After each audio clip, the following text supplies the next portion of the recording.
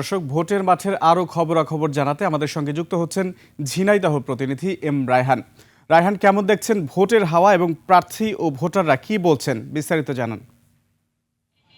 যে সুমন, আপনি যেমনটি বলছেন যে এখনও কিন্তু নির্বাচনী প্রচারণা সেভাবে শুরু না হলেও ভোটাররা তাদের যে কাকে ভোট দিবেন না দিবেন তা নিয়ে চুলচারা বিশ্লেষণ করছেন। এছাড়া প্রার্থীরা আমরা লক্ষ্য করছি যে তারা বিভিন্ন উঠান বৈঠক, পথসভা, মিলাদ মাহফিল, বিভিন্ন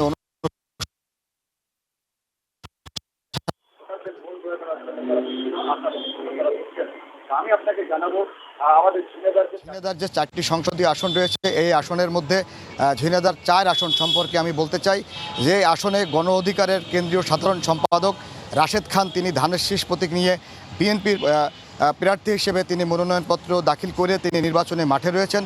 একইভাবে একই দলের বিএনপির স্বেচ্ছাসেবক দলের কেন্দ্রীয় সিনিয়র যুগ্ম সাধারণ সম্পাদক সাইফুল ইসলাম ফিরোজ স্বতন্ত্র প্রার্থী হিসেবে সেখানে মনোনয়নপত্র দাখিল করে তিনি কিন্তু নির্বাচনী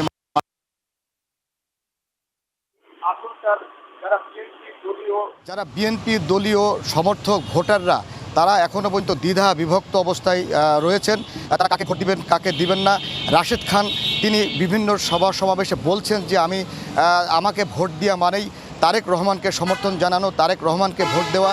ঠিক এইভাবে তিনি কিন্তু ভোটারদের মন জয় করার চেষ্টা করছেন। আরেকদিকে সাইফুল ইসলাম ফিরোজ বলছেন যে আমি